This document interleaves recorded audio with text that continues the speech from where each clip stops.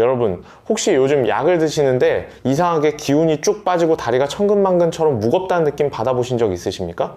오늘 아침에도 저희 진료실에 한 어르신께서 들어오시는데요. 문을 열고 들어오시는 걸음걸이가 마치 물먹은 손뭉치를 양쪽 다리에 매단 것처럼 그렇게 힘들어 보이셨습니다. 그 어르신께서 저를 보자마자 이렇게 말씀하셨어요. 선생님, 수치는 좋아졌다고 하는데 왜 제 몸은 매일매일 더 나빠지는 것 같을까요? 저는 오늘 이 자리에서 여러분께 우리 모두가 철석같이 믿고 있던 한 가지 상식을 정면으로 뒤집어 보려고 합니다. 바로 콜레스테롤 수치만 낮추면 혈관이 깨끗해지고 건강해진다는 그 오래된 믿음 말입니다. 지금 고지혈증 약을 드시고 계신 분, 아니면 수치가 조금 높게 나와서 약을 먹을까 말까 고민하고 계신 분, 또 이미 가족 중에 누군가 이 약을 드시고 계신 분, 오늘 이 영상만큼은 끝까지 꼭 보셔야 합니다. 한 번만 제대로 들으시면 여러분의 남은 인생이 달라집니다. 제가 오랜 시간 진료실에서 수많은 환자분들을 뵈면서 가장 안타까웠던 장면이 있습니다. 검사지 한 장만 들고 오셔서 선생님, 제 수치가 240이 나왔는데 큰일 난 거 아닙니까? 이러시면서 겁에 질린 얼굴로 앉아 계신 그 모습입니다. 숫자 하나에 온 가족의 마음이 흔들리고 약을 안 먹으면 당장이라도 쓰러질 것 같은 그 공포. 저는 그 공포가 정말로 우리 어르신들의 건강을 지켜드리고 있는 것인지, 아니면 오히려 더 큰 함정으로 몰아넣고 있는 것인지 오늘 하나하나 낱낱이 파헤쳐 드리려고 합니다. 울산에 사시는 오승환 어르신 이야기부터 시작하겠습니다. 올해 70세이신 이 어르신은 평생 울산에서 조선소 관련 일을 하시다가 은퇴하신 뒤로 아파트 뒤편에 작은 텃밭을 하나 가꾸시면서 노후를 보내고 계셨습니다. 상추며 고추며 깻잎이며 손수 기르셔서 손주들이 놀러오면 자랑스럽게 따주시는 게 그 어르신의 가장 큰 행복이었어요. 그런데 작년 여름 건강검진에서 총 콜레스테롤이 247로 나왔다는 결과지를 받으셨습니다. 병원에서는 당장 약을 드시지 않으면 3년 안에 심근경색이 올 수 있다고 하셨고, 어르신은 그 말씀 한마디에 놀라셔서 그날부터 꼬박꼬박 약을 드시기 시작하셨어요. 그런데 약을 드시기 시작하고 한 달이 지나지 않아 이상한 변화가 찾아왔습니다. 매일 오르내리시던 그 작은 텃밭 언덕이 갑자기 태산처럼 느껴지기 시작한 겁니다. 아침에 눈을 떠도 몸이 침대 속으로 푹 꺼지는 것 같았고, 예전 같으면 1시간은 거뜬히 하시던 물주기 작업이 10분도 못 버티고 숨이 차서 주저앉으셔야 했습니다. 그런데 병원에 가서 이 말씀을 드리면 돌아오는 대답은 늘 똑같았다고 합니다. 연세가 드셔서 그런 거예요. 자연스러운 일입니다. 약은 꾸준히 드셔야 합니다. 어르신은 그 말을 듣고 집에 돌아오시면서 한참을 우셨다고 합니다. 아, 나는 이제 정말 세월 앞에 장사 없구나. 손주들이랑 공 한번 제대로 차지도 못하는 처지가 되었구나. 그렇게 자책하셨다는 거예요. 저는 이 이야기를 들으면서 정말 가슴이 먹먹했습니다. 왜냐면 어르신의 그 무기력함은 나이 때문이 아니었거든요. 제가 문진을 해보고 간단한 검사를 몇 가지 돌려보니 원인이 너무나 명확하게 드러났습니다. 약이었습니다. 그 작은 알약 하나가 어르신의 몸속에서 조용히 전쟁을 벌이고 있었던 겁니다. 여러분, 이 오승환 어르신의 이야기는 결코 한 분만의 특별한 사례가 아닙니다. 우리나라 우리 성인 5분 중 1분이 이미 고콜레스테롤 혈증이라는 진단을 받고 계시고, 당뇨를 앓고 계신 어르신들은 10분 중 8분 정도가 이 약을 드시고 있습니다. 그런데 정작 이 약이 우리 몸 안에서 어떤 일을 벌이고 있는지, 왜 먹으면 먹을수록 기운이 빠지는지에 대한 제대로 된 설명은 거의 들어보지 못하셨을 겁니다. 단순히 수치라는 숫자 노름에 빠져있는 사이에 우리 몸의 가장 근본적인 에너지가 조용히 말라가고 있다는 이 충격적인 사실을 오늘 제가 숨김없이 다 말씀드리겠습니다. 제가 오늘 여러분께 전해드리려는 핵심은 이겁니다. 고지혈증 약은 절대 만병통치약이 아닙니다.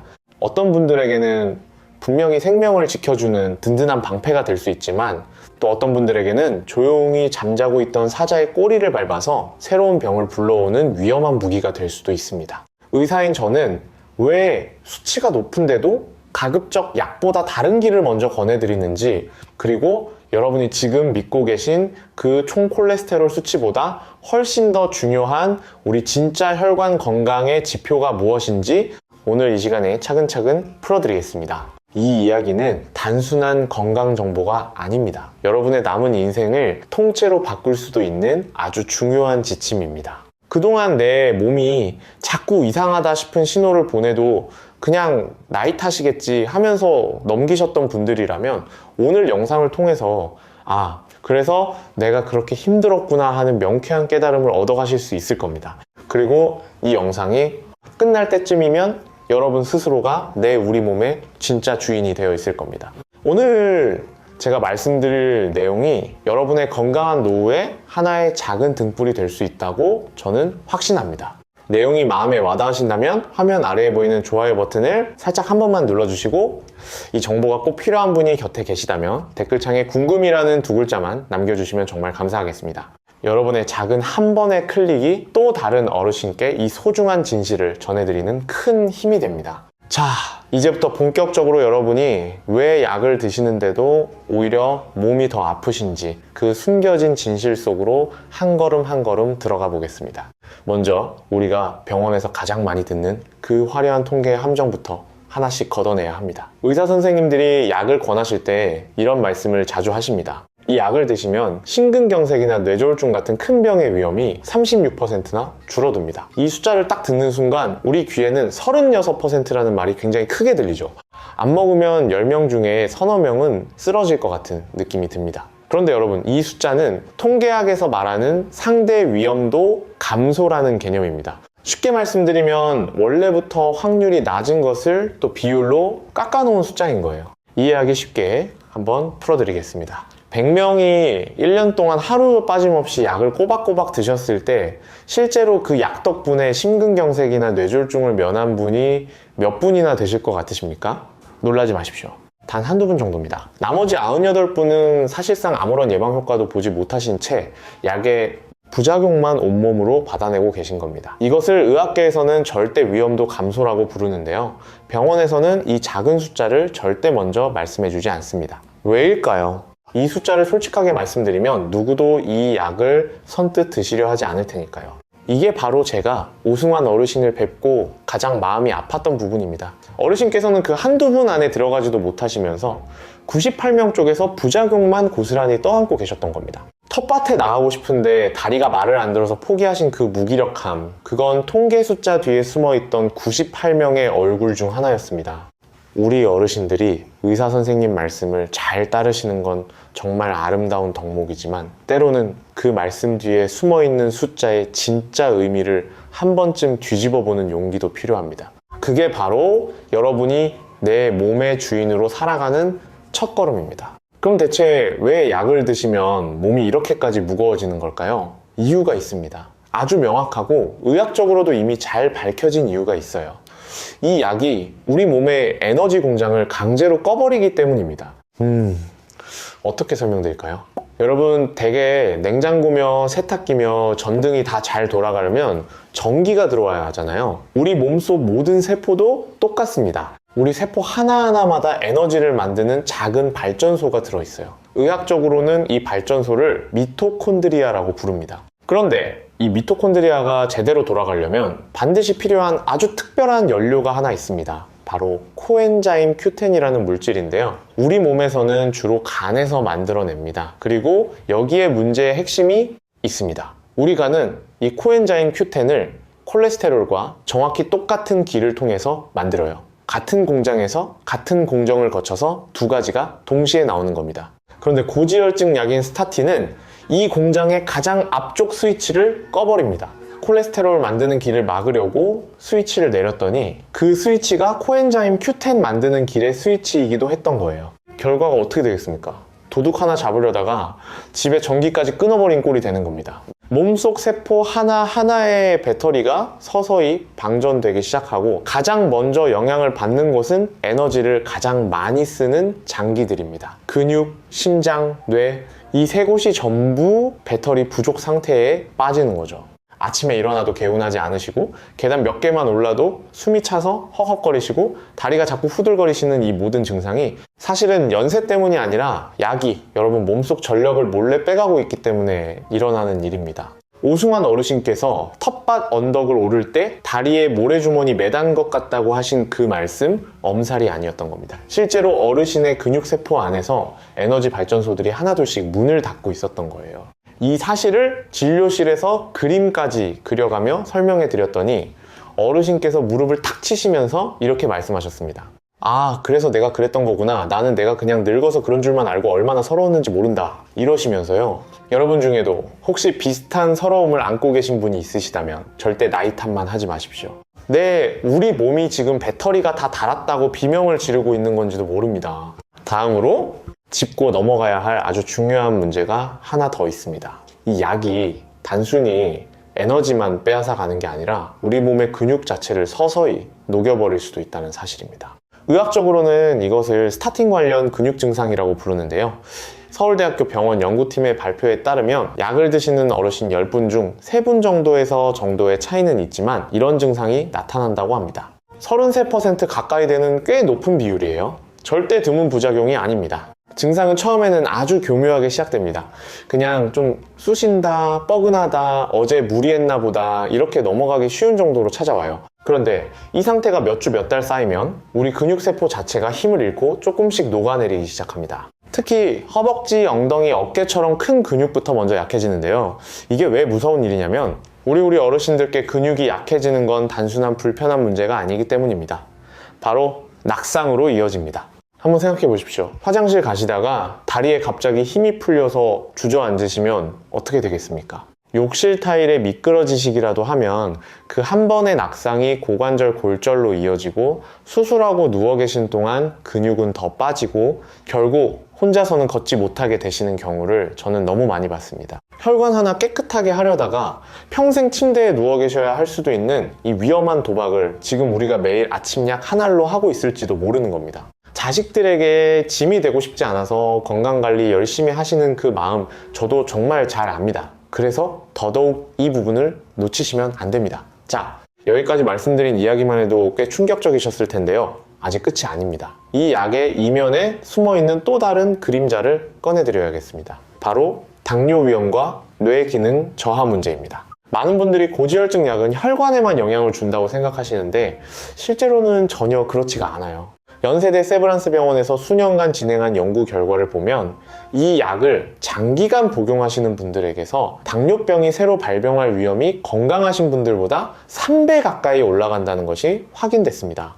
이유는 이렇습니다. 우리 몸의 혈당을 조절해주는 인슐린은 이자, 그러니까 췌장이라는 장기에서 만들어집니다. 정확히는 그 안에 있는 아주 작은 베타세포라는 방에서 만들어내는데요. 스타틴이라는 약은 이 베타세포의 활동을 방해하는 성질이 있어요. 방에서 문지기가 열쇠를 들고 열심히 일해야 되는데 약이 그 문지기를 자꾸 밀치고 지나가는 셈입니다. 그렇게 몇 년이 지나면 문지기는 지쳐버리고 인슐린은 제대로 나오지 못하게 되고 결국 혈당이 올라가면서 당뇨가 찾아옵니다.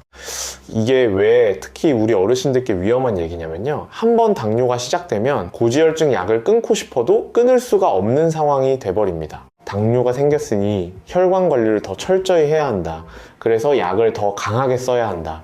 이런 식으로 악순환이 생기는 거죠. 그리고 당뇨 때문에 또 다른 약을 추가로 드셔야 하게 되고 부작용은 더 쌓이고 몸은 점점 더 무거워지고 병원 다녀오시는 날이 일주일에 2-3번씩 되어버리시는 겁니다. 이게 우리 어르신들의 노후를 얼마나 피곤하게 만드는지 저는 진료실에서 매일 목격하고 있습니다. 더 마음 아픈 이야기를 하나 더 해드려야겠습니다. 콜레스테롤이라는 말만 들어도 우리는 이건 나쁜 것, 없애야 하는 것, 이런 이미지가 박혀있죠. 그런데 사실 콜레스테롤은 우리 몸에서 없어서는 안 되는 아주 귀한 원료입니다. 특히 어디에 많이 쓰이느냐? 바로 뇌세포입니다. 우리 뇌를 구성하는 세포 하나하나의 겉껍질, 의학적으로 세포막이라고 부르는 그 부분이 콜레스테롤로 만들어집니다. 그리고 기억력, 집중력, 감정을 조절하는 수많은 호르몬의 원료도 콜레스테롤이에요. 그런데 약으로 이 콜레스테롤을 너무 심하게 낮춰버리면 어떻게 되겠습니까? 우리 뇌세포 겉껍질을 만드는 원료가 부족해지는 겁니다. 삼성 서울병원 내분비내과 연구팀이 발표한 결과에 따르면 총 콜레스테롤 수치가 160 밑으로 지나치게 떨어지는 분들에게서 기억력 저하, 집중력 감소, 심한 경우 경도인지 장애 같은 증상이 나타나는 비율이 그렇지 않은 분들보다 2.3배 정도 높게 관찰되었다고 합니다. 오승환 어르신도 약을 드시기 시작하고 반년쯤 지났을 무렵부터 이런 하소연을 하셨어요. 자꾸 깜빡깜빡 하신다는 겁니다. 어제 손주가 전화해서 뭐라 했는지 하루만 지나도 가물가물하고 마트에 무엇을 사러 왔는지 중간에 잊어버리셔서 한참을 서 계신다고 하셨습니다. 처음에는 연세 때문이려니 하셨는데 그게 그 정도가 아니었어요. 결국 본인 이름자를 쓰시는데 한 글자를 빼먹으신 일까지 생기자 어르신께서는 아내분께 이러다 내가 치매가 오는 것 같다, 무섭다 이러시면서 우셨다고 합니다. 그런데 제가 검사해보니 어르신의 총 콜레스테롤은 148까지 떨어져 있었습니다. 정상 범위의 아래쪽도 한참 아래였어요. 뇌에 공급되어야 할 원료가 바닥을 드러낸 겁니다. 사모님 앞에서 우셨다는 그 눈물이 사실은 치매가 아니라 약이 뺏어간 원료 때문이었다는 걸 알게 되신 순간 어르신께서는 한참을 말씀이 없으셨습니다. 그 조용한 표정에는 그동안의 서러움, 아내에게 미안했던 마음, 손주들에게 점점 흐려지는 할아버지가 되는 것 같아 무서웠던 마음이 다 담겨 있었어요.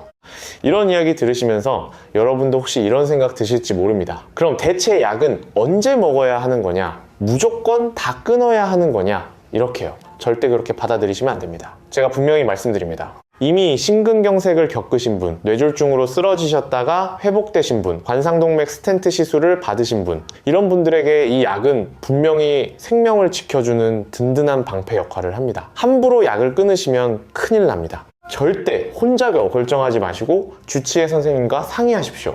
제가 오늘 문제 삼는 건 그게 아닙니다. 심장병도 없고 뇌졸중도 없으셨고 다만 검사 수치가 조금 높다는 이유만으로 단지 그 숫자 하나 때문에 별다른 대화도 없이 곧바로 처방되는 약, 그 약이 여러분 우리 몸속에서 어떤 일을 벌이고 있는지, 왜 먹어야 하는지, 언제까지 먹어야 하는지, 대안은 없는지, 이런 질문들을 제대로 해보지도 못하고 시작되는 복용, 바로 이게 문제라는 겁니다. 우리 어르신들이 그동안 너무 점잖으셨어요. 의사 선생님 앞에서 궁금한 걸 꼬치꼬치 물어보는 게 신뢰 같으셨고 체면 깎인다고 생각하셨죠. 그런데 여러분, 내 몸 내가 지키는 일인데 체면이 무슨 상관입니까? 그럼 이제 본격적으로 희망적인 이야기로 넘어가 보겠습니다. 그렇다면 우리는 대체 뭘 어떻게 해야 하는 걸까요? 다행히 길이 있습니다. 아주 명확하고 안전하면서도 돈 한 푼 들지 않는 길이 있어요. 지금부터 제가 진료실에서 오승환 어르신께 알려드린 방법들을 여러분께 아낌없이 다 공개해드리겠습니다. 이 방법들을 제대로 실천하신 어르신은 반년 뒤에 완전히 다른 사람이 되어서 제 앞에 나타나셨는데요. 그 기적 같은 변화 이야기는 뒤에서 자세히 말씀드릴게요. 가장 먼저 여러분이 하셔야 할 일은요, 총 콜레스테롤이라는 그 큰 숫자 하나에만 목매지 않으시는 겁니다. 이게 무슨 말씀이냐면 우리가 검진 결과표에서 보는 콜레스테롤 수치는 그냥 큰 덩어리일 뿐이에요. 그 안에 여러 종류가 섞여 있거든요. 가장 중요한 구분은 입자 크기입니다. 같은 나쁜 콜레스테롤이라 하더라도 크고 푹신푹신한 덩어리가 있고 작고 딱딱한 알갱이가 있어요. 크고 푹신한 놈들은 마치 솜사탕처럼 우리 혈관을 둥둥 떠다니다가 다시 간으로 돌아가서 처리됩니다. 혈관에 거의 해를 끼치지 않아요.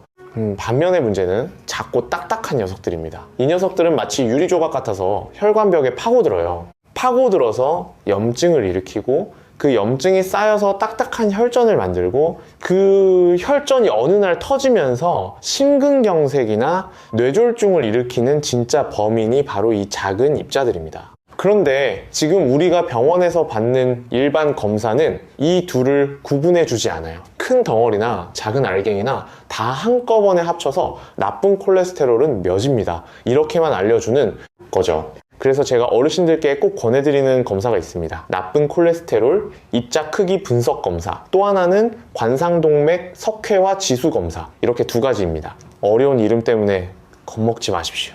이 두 검사를 받아보시면 내 혈관이 정말 약이 필요한 상태인지 아니면 수치만 조금 높을 뿐 혈관은 아직 깨끗한 상태인지가 아주 명확하게 나옵니다. 특히 석회화 지수가 0점이 나오시는 분들은 아무리 나쁜 콜레스테롤 수치가 160이고 170이고 해도 당장 약을 드실 이유가 전혀 없어요. 혈관이 깨끗하다는 과학적 증거니까요. 오승환 어르신께서 이 두 검사를 받아보셨을 때 결과가 어땠는지 아십니까? 입자 크기 분석에서는 크고 푹신한 착한 입자가 전체의 78% 가까이를 차지하고 있었고 석회화 지수는 거의 0에 가깝게 나왔습니다. 혈관이 쌩쌩하다는 뜻이에요. 그런데 병원에서는 단지 총수치가 247이라는 이유만으로 강력한 약을 처방해 드렸던 겁니다. 어르신께서 이 결과지를 보시고 한참을 허탈하게 웃으시던 그 모습을 저는 지금도 잊을 수가 없습니다. 또 한 가지 여러분이 반드시 확인해 보셔야 할 것이 있습니다. 콜레스테롤이 높게 나오는 근본 원인이 어디에 있는지 찾아보는 일입니다. 우리 몸의 대사를 총괄하는 몇 가지 조절 장치들이 있는데 이것들이 고장났을 때 콜레스테롤이 자연스럽게 올라가거든요. 가장 흔한 게 갑상선 기능 저하입니다. 고려대학교 병원 내분비내과 자료에 따르면 50세 이후 여성분들의 약 12%, 남성분들의 약 8% 정도가 본인도 모르는 사이에 갑상선 기능이 살짝 떨어져 있다고 해요.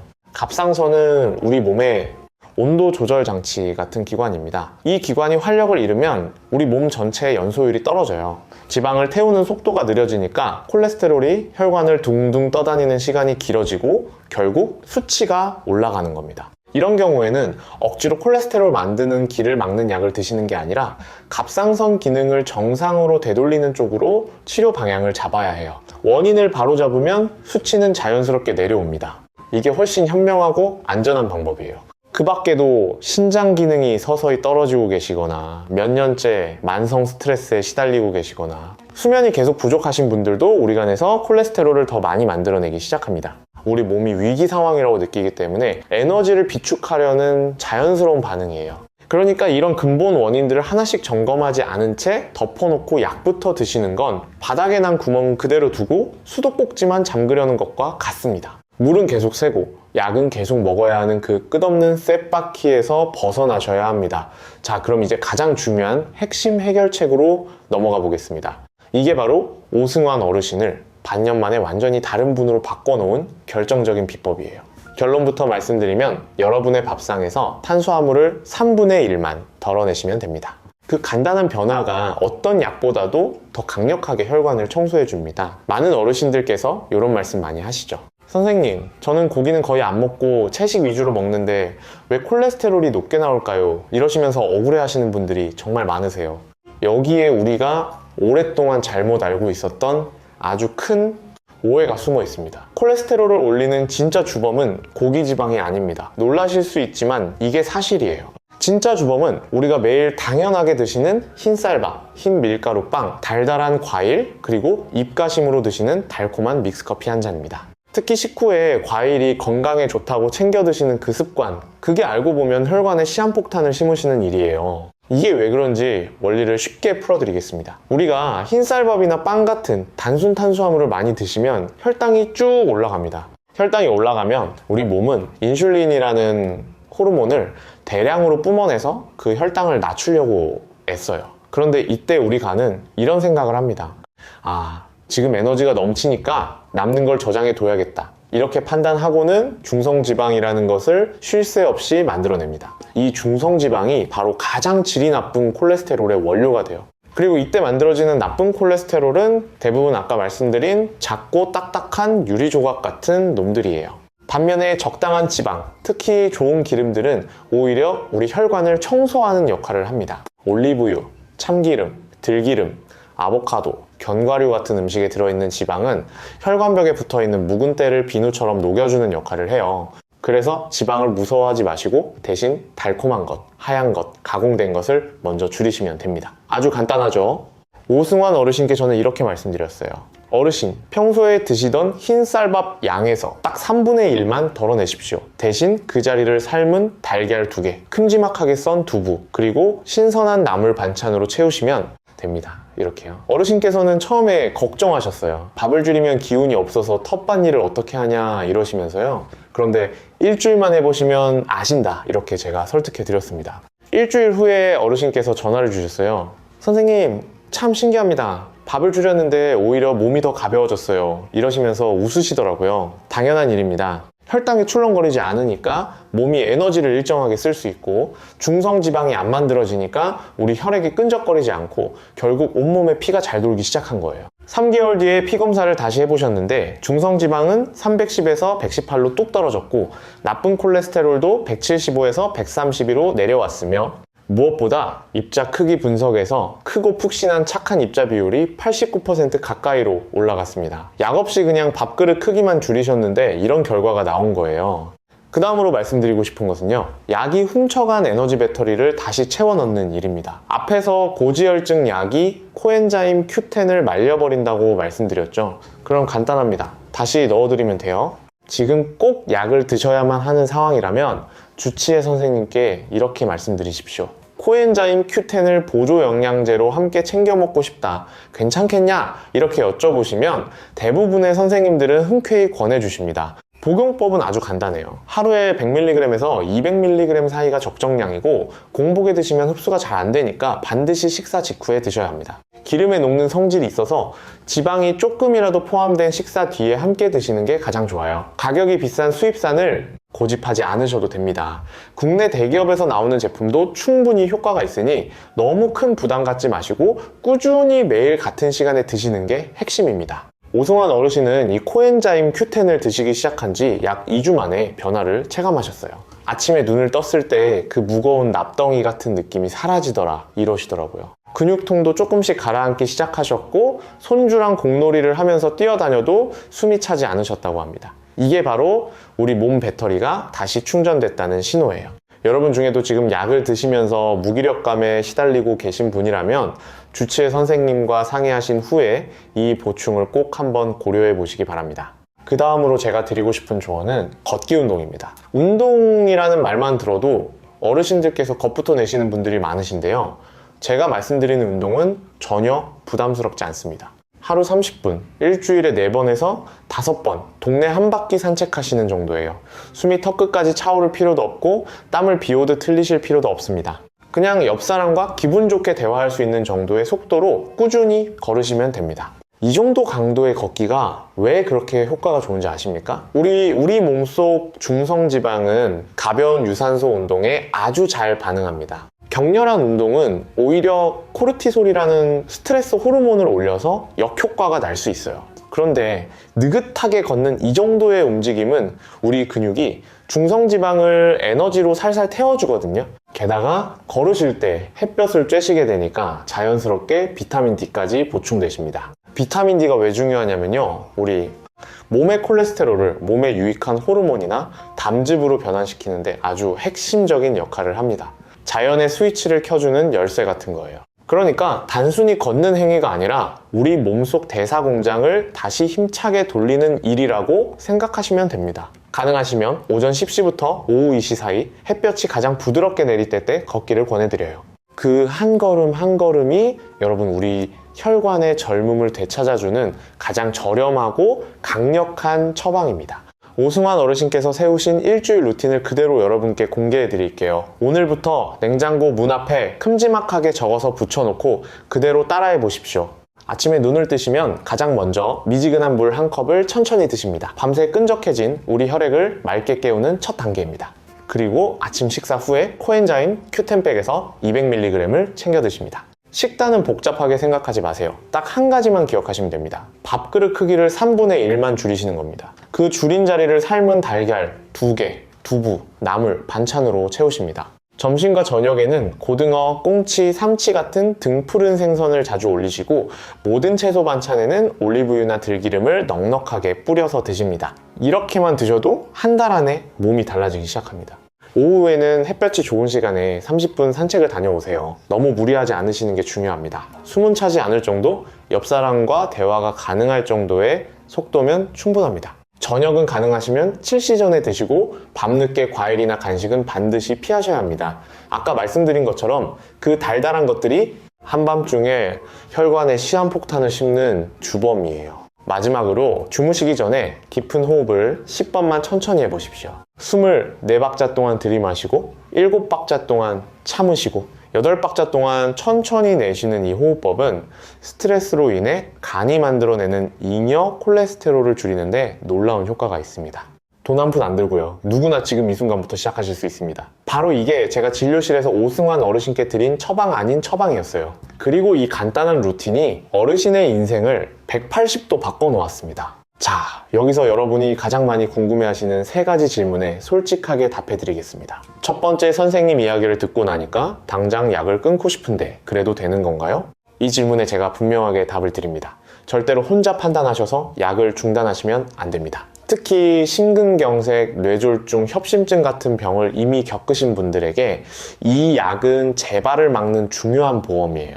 약을 끊고 싶으시다면 먼저 주치의 선생님께 여쭤보세요. 부작용이 이만큼 있어서 힘든데 저용량으로 바꾸거나 다른 방법을 같이 써볼 수는 없겠느냐, 이렇게 정중하게 상의하시면 됩니다. 두 번째 질문, 코엔자임 Q10은 어디서 어떻게 사야 하나요? 약국이나 대형 마트 건강식품 코너에서 쉽게 구하실 수 있습니다. 가격은 한 달치에 2만원대에서 5만원 사이면 충분한 품질의 제품을 구하실 수 있어요. 너무 비싼 수입산을 고집하지 않으셔도 됩니다. 포장지에 유비퀴논 또는 유비퀴놀이라고 적혀있는 제품을 고르시면 되는데요. 유비퀴놀이 흡수가 조금 더 좋습니다만 가격 차이가 크니까 본인 형편에 맞게 선택하시면 됩니다. 중요한 건 꾸준함입니다. 세 번째 질문, 콜레스테롤은 무조건 낮을수록 좋은 거 아닌가요? 전혀 아닙니다.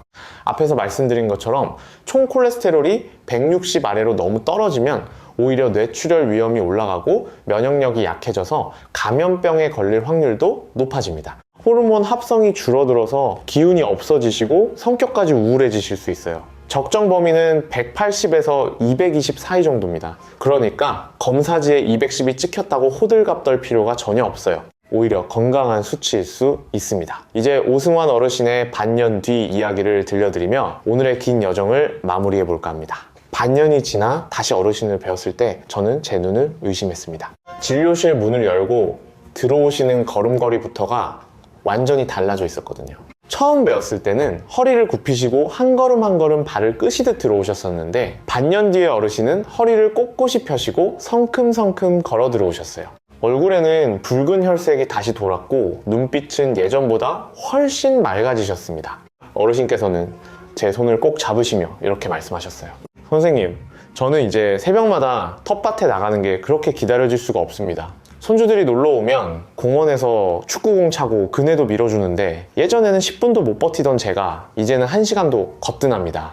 이러시는 거예요. 저는 그 말씀을 들으면서 눈시울이 뜨거워졌습니다. 단순히 수치 몇 개 바꾼 게 아니라 한 분의 인생이, 한 우리 가정의 웃음이 이렇게 다시 돌아온 거잖아요. 피검사 결과도 그야말로 작은 기적이었습니다. 주치의 선생님과 상의해서 약은 절반 용량으로 줄이셨고 코엔자임 Q10을 챙겨 드시고 밥그릇을 줄이고 매일 산책을 하셨을 뿐인데요. 총 콜레스테롤은 198로 자연스럽게 내려왔고 중성지방은 118로 뚝 떨어졌으며 나쁜 콜레스테롤 입자 분석에서 크고 푹신한 착한 입자가 91% 가까이로 올라갔습니다. 혈관 석회화 지수는 여전히 0점. 무엇보다 어르신께서 그렇게 무서워하셨던 기억력 문제가 말끔하게 사라지셨어요. 약을 조금 줄이고 원료를 보충해 드렸더니 뇌가 다시 기운을 차린 겁니다. 오늘 제가 참 긴 이야기를 풀어놓았는데요. 마지막으로 꼭 3가지만 다시 정리해드리고 마무리하겠습니다. 우선 고지혈증 약은 단순히 숫자 하나 낮추는 마법의 알약이 아닙니다. 우리 몸의 가장 근본이 되는 에너지 공장을 꺼버리고 근육을 서서히 녹이고 당뇨 위험을 올리고 뇌 기능까지 떨어뜨릴 수 있는 양날의 검이에요. 이미 큰 병을 겪으신 분들께는 꼭 필요한 방패지만 단지 수치가 조금 높다는 이유만으로 무조건 드셔야 하는 약은 결코 아닙니다. 그 다음으로 총 콜레스테롤 하나의 숫자에 일희일비하지 않으셨으면 좋겠습니다. 진짜 중요한 건 나쁜 콜레스테롤 안의 입자 크기, 그리고 실제로 여러분 혈관에 찌꺼기가 쌓여 있는지 보여주는 석회화 지수 검사예요. 이 두 검사를 받아보시고 결과가 괜찮게 나오신다면 수치가 조금 높아도 당당하게 자연치유 쪽으로 방향을 잡으실 수 있습니다. 내 몸을 정확히 알고 그에 맞는 판단을 하시는 것, 그것이 진짜 건강의 주인이 되는 길입니다. 마지막으로, 그리고 가장 중요하게요, 매일의 밥상에서 탄수화물을 3분의 1만 덜어내시는 일, 약이 뺏어간 코엔자임 Q10을 보충해드리는 일, 하루 30분 햇볕 쬐며 걷는 일, 이 3가지 작은 변화가 그 어떤 비싼 약보다도 강력하고 안전한 치료제라는 사실을 꼭 기억하십시오. 돈 한 푼 들지 않고 병원 다닐 필요도 없고 부작용도 전혀 없고 누구나 내일 아침부터 바로 시작하실 수 있는 방법입니다. 우리 어르신들 평생 절약하며 사신 그 지혜가 바로 여기서 빛을 발해야 합니다. 여러분, 약은 그저 도구일 뿐입니다. 그 도구를 언제 쓰고 언제 내려놓을지 결정하는 인생의 주인은 바로 여러분 자신이에요. 의사가 무조건 드시라고 하니까 검사지 숫자가 조금 높으니까 옆집 누가 심근경색 왔다는 소식에 겁이 나서 이런 이유로 떠밀리듯 약을 시작하지 마시고 한 번쯤 우리 몸이 지금 어떤 신호를 보내고 있는지 세심하게 귀 기울여 보십시오. 그게 바로 100세 시대를 건강하고 당당하게 살아가는 진짜 지혜입니다. 우리 어르신들께서 지금까지 살아오시면서 자식들 키우느라, 가정 지키느라 내 몸은 늘 뒷전으로 밀어두셨던 그 세월을 저는 잘 알고 있습니다. 이제는 우리 차례예요. 남은 인생은 내가 내 몸의 주인이 되어서 누구의 말에 흔들리지 않고 정확한 정보를 근거로 당당하게 살아가실 자격이 있으십니다. 우리 손주들과 오래오래 우리 함께 하시려면 내 건강은 내가 지켜야 하잖아요. 절대 혼자서 약을 끊는 무리한 결정을 내리지는 마십시오. 오늘 제가 말씀드린 내용을 바탕으로 주치의 선생님을 찾아가셔서 선생님, 제가 이러이러한 내용을 들었는데 혹시 저에게도 적용해 볼 수 있을까요?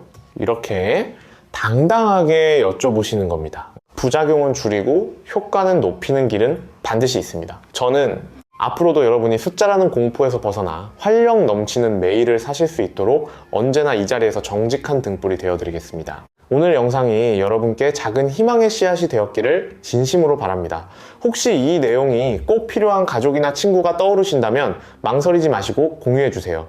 여러분의 작은 클릭 하나가 누군가에게는 텃밭에 다시 나갈 수 있는 용기가 되고 손주와 공놀이할 수 있는 기쁨이 될 수 있습니다.